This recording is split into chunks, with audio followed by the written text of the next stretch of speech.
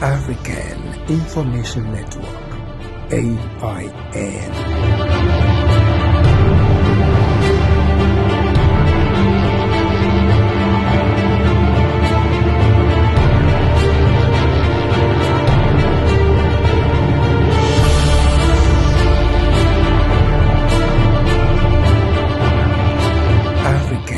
Information Network, AIN. Title of this episode is Prostitution. African women take over the night in Europe.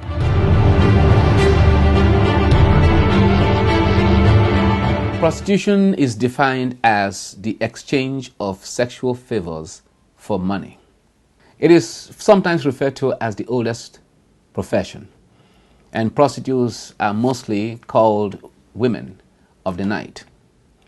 But the most important thing here is that first we have to understand what it means, what prostitution means, before we can begin our topic today, which is prostitution.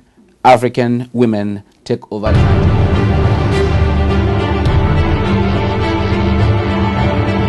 At the last edition, sometimes prostitution is described as the oldest profession.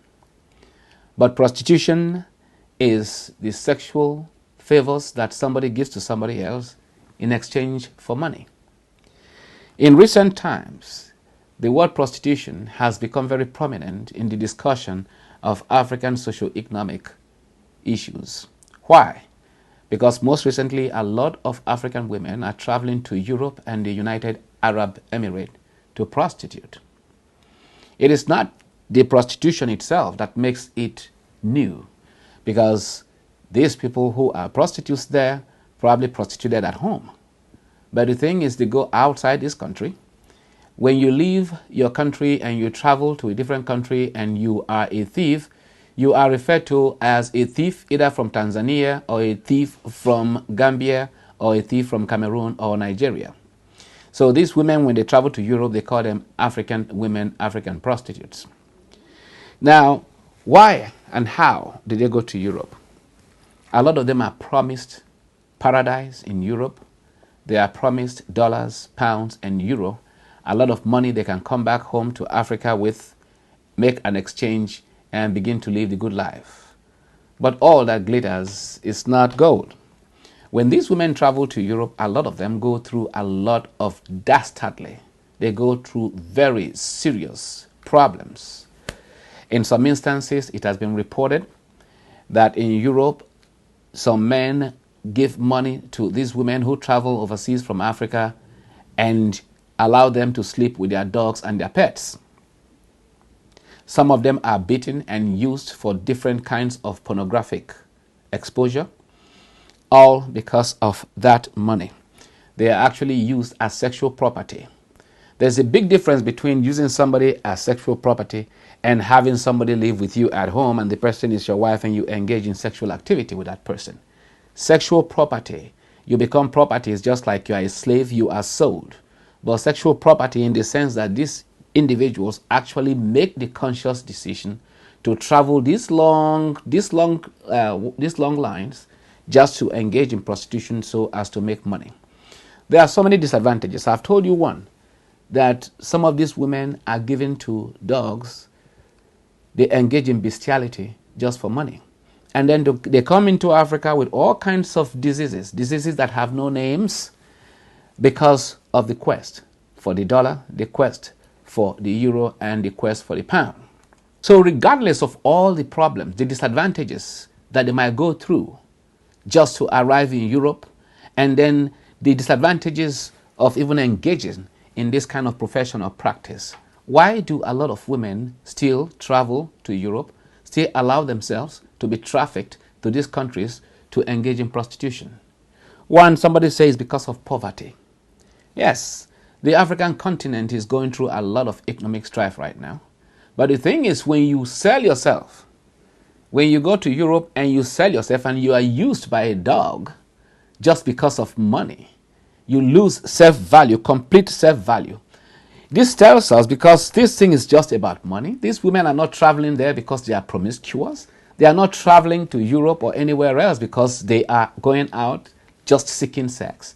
They are going out there because of money. And in most cases, it's not worth it anymore.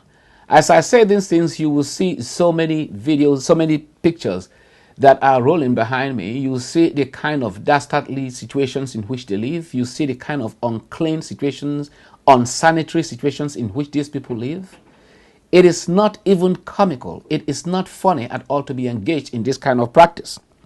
Our people are trying as much as possible to go through the economic system, to go through the strife, without having to sell yourself, without having to just dehumanize yourself. Imagine a human being sleeping with a dog. How do you do it? How do you even allow yourself to go through something like that? Some people are given out as prostitutes. They are sold as prostitutes. They have masters who beat them up day and night. If you do not go, you will not know. People are lined up on the streets of Europe. It is shameful. It is completely out of this world. It is preposterous. It is unimaginable and unthinkable that you will leave your home, go to Europe, go to United Arab Emirates. It hurts my heart. It breaks my heart. It destroys my spirit to even see that some of our girls will go out and do things like this. And what is our government doing about it? What are our people doing about it?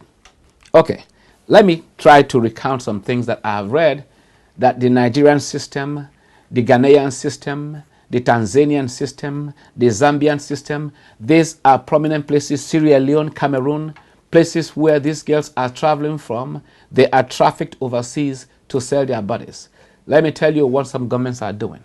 In a place like Ghana, for instance, there are serious laws against prostitution, not just within Ghana, but outside. So the laws are so serious that, you know, if you are caught in the act in Ghana, you go through so much. Talk less of you being caught outside and then brought back to Ghana. In Sierra Leone, the president has started a very, very tough and rigorous free education system so that you don't have any problems to say maybe your parents are not able to pay your school fees and so you have to go prostitute to make money to pay your fees. You don't have to bring any kind, because when a prostitute leaves our country, leaves our countries in Africa and they travel to Europe, when they get there and they come back home with some kind of diseases, these diseases are going to afflict those individuals who live in our community. And that is one thing we do not want. And the first place to start to prevent this from happening is by going into the head of the individual, give them some quality education so that they will know what course to go through in life and manifest their gifts. So that is what the Sierra Leonean government is doing. And then in Nigeria, there are so many kinds of vocational trainings. A lot of people do not know. Sometimes I see a lot of people, they have cell phones. They want to go to Facebook on their phone. Phone is technology that provides you, there's so much information you can get from your phone. Spend some time off of Facebook, looking for a boyfriend or girlfriend on Facebook. Spend some time off of it. Google something like vocational training, and you'll be amazed by how much information will come up. In Nigeria, they have series of vocational training programs. Those programs might cost you little or nothing, but believe me honestly, it will be better for you to engage in such an activity. Use that gift. Allow some kind of agency to develop that gift that God has given you, with which you are supposed to direct your path through life. Instead of going to sell your body, take the risk of dying on the way, being turned into an indentured servant, being turned into property, say is sexual property, where you begin to practice bestiality, something you never knew before you left your country. Get away from all that. Because believe me honestly, when you have gotten that money, you change it and you use it, you'll find out that it's not even worth it. Thank you. I'll see you next time. African Information Network, AIN.